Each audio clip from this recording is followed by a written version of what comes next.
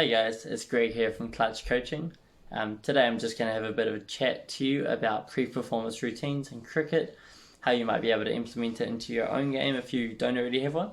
If you already have one, awesome. Let's have a chat about what's important in a pre-performance routine. Is it already pretty sharp, or can we improve it at all? So, what is a pre-performance routine? It's basically anything you do consistently before you bat or bowl. Most commonly, we'll see it with batsmen, but bowlers can include it into their routine as well. And the idea is that it's just something small you do, which is a comfortable movement that aims to connect the physical, technical, and psychological aspects of your game. Okay, so what we might see with a batsman is a simple, bend of the knees. Just as the bowler starts to run in, the batsman bends his knees and he's ready to go. That ticks all three boxes. That's your physical. It's going to get your legs moving a little bit. It's a reminder to move your feet a little bit.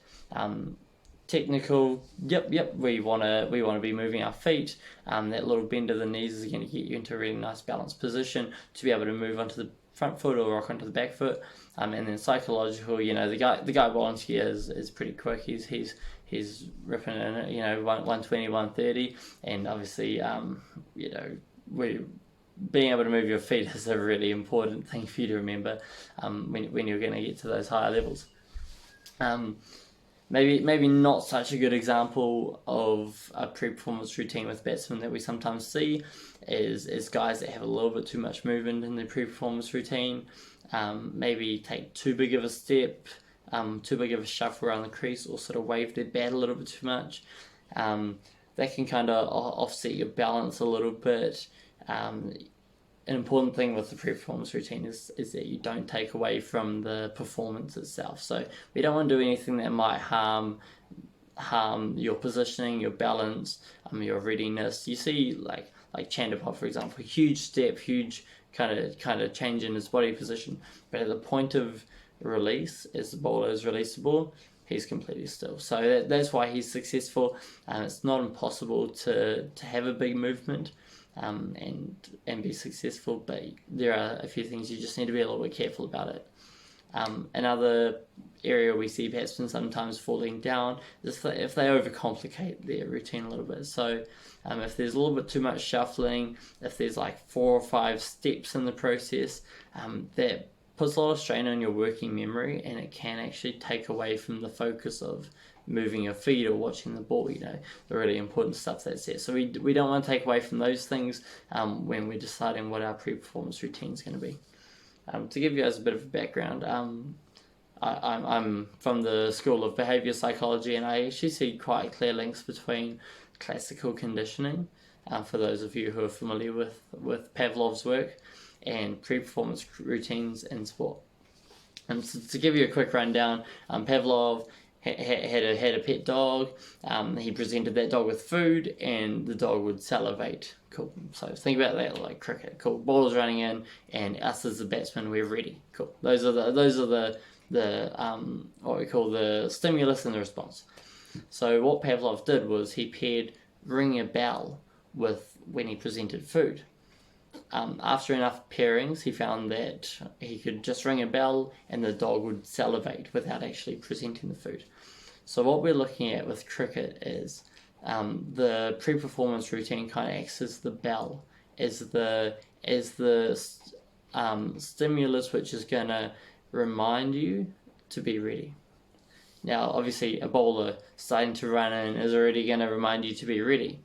But I think one of the big things for batsmen who are looking to bat a long time, face a lot of deliveries, is there's a big difference between being ready and being prepared. So everyone's going to be ready if they're standing at the striker's end with their bat up and they're kind of watching the bowler and watching the ball. But it takes a lot of mental effort to be ready every single delivery. And what a pre-performance routine is going to do is help you focus on the important aspects of batting. And when that pre-performance routine can become a natural part of your game, it's going to be a little bit less sort of cognitive effort to remember, watch the ball, move your feet, on the 60th, 70th ball that you face. So yeah, it's just a bit of a connection that I've sort of seen, obviously in my cricket coaching and in my behavioural psychology studies, to give you a bit of a background as to maybe why it is really effective. So yeah, I mean, as a batsman, you want to be targeting what's important to you. So if when you're batting, you move your feet really well, and that kind of signifies to you that you're batting well, that's a really good innings for you. And then some games you just don't really move your feet that well, and you get out and you're walking off going, oh, I never move my feet, why did I forget to move my feet? You'll want to use a pre-performance routine that's going to target, a bit of footwork. So you might do a little shuffle or a little bend of the knees. If you're a batsman who, like me, just sometimes forgets to watch the ball out of the bowler's hand, you might want to do something that's really ball focused, or sort of with your eyes or with your head just before, as the bowler's running in. If you struggle with getting your head over the ball, you might want to do a little head bob, a little bit of a lean forward. Remind yourself that as soon as that ball is delivered full, your head over the ball, your legs going to follow, your feet are going to follow, and you're going to just be over the ball.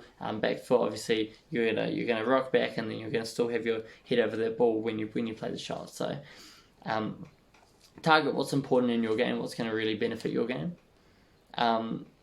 Make sure the pre-performance routine doesn't take away from the physical, technical, or psychological aspects of your performance already. If you have a pre-performance routine or have just come up with one, flick me a message, and I'm more than happy to make sure it ticks all those boxes for you. And the most important thing, just like Pavlov and his dog, and the bell and the food, we need to really reinforce those pairings. So it's really, really important. If you're at practice, do your pre-performance routine before every ball you face.